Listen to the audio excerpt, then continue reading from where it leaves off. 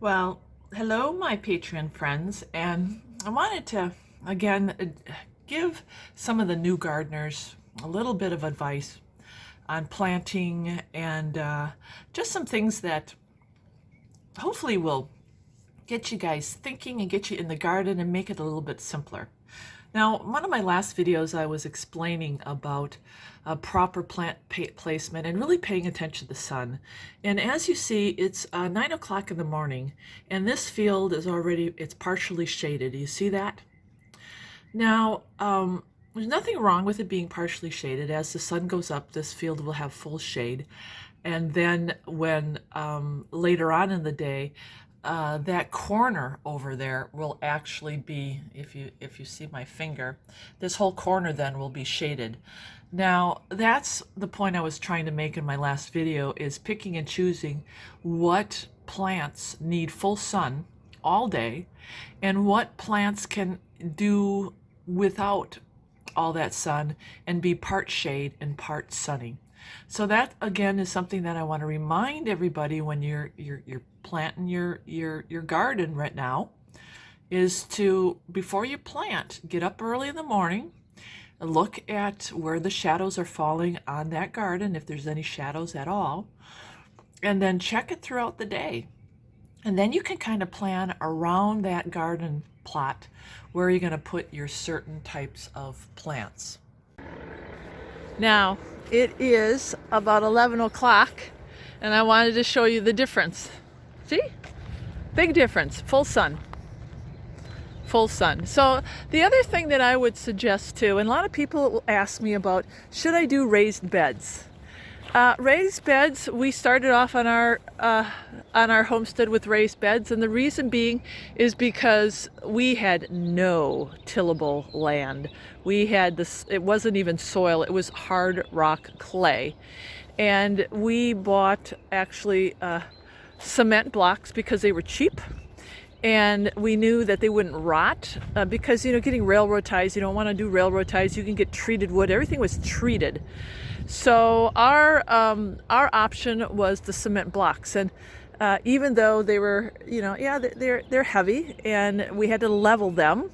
What I liked about the cement blocks is that I could fill even the holes with dirt, and I could plant things in the cement blocks. And that gave us enough depth to get us a raised bed. But this is a novel idea. Do you see how they created their own raised beds here? So all they did was, instead of raising the dirt up, they simply dug trenches around the garden area and created a raised bed. So that is a great option if you have soil that is usable. Now, if you don't have soil that's really great, there's nothing wrong with investing and getting yourself some topsoil, and that's exactly what we did on our homestead. We decided to go the Back to Eden garden method, but because we had absolutely nothing to start from, we went and purchased a truckload of topsoil. Now, it certainly was not the best topsoil, and looking back, I think we kind of got ripped off. So you really have to be careful. But because we chose the Back to Eden wood chip method, praise the Lord, that method nourished that soil and gave us exactly what we needed. And then within, I believe, 3 years, I think it was, our soil was so rich and had grown substantially. I mean, it's like the earth grew, and we got rid of the raised beds.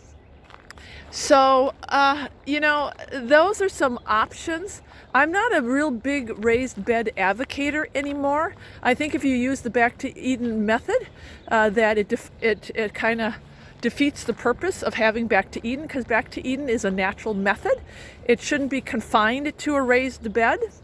I know a lot of people will say that when you get older, they don't like bending over, and that's why they do the raised beds. Well, then you dig into the ground. But no matter what, when you think about it, gardening is from the ground up. But if you use the Back to Eden garden method, the beauty of that is it's less labor intense. So you're not going to be on your hands and knees weeding. You're not going to be on your hands and knees doing all that extra labor. So having a in-ground garden is doable then. So I hope that gives you a little bit of something to think about with raised bed versus just tilling up the ground. Now, I have seen some people do like really high raised beds.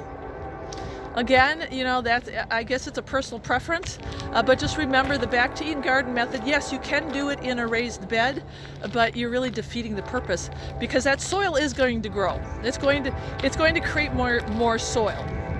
So, and then the other option too is if you have really poor soil, and I was just telling some people this the other day, you can get recycled tires, which are free and abundant, and you can do a recycled tire garden. It's the easiest way to start a container garden. It's free, and I have plenty of videos on recycled tires.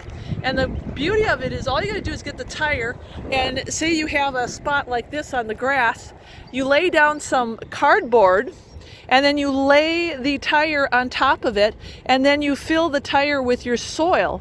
And well, the great thing about tire gardening is that you can plant all your really hot weather vegetables in it, and they will just flourish.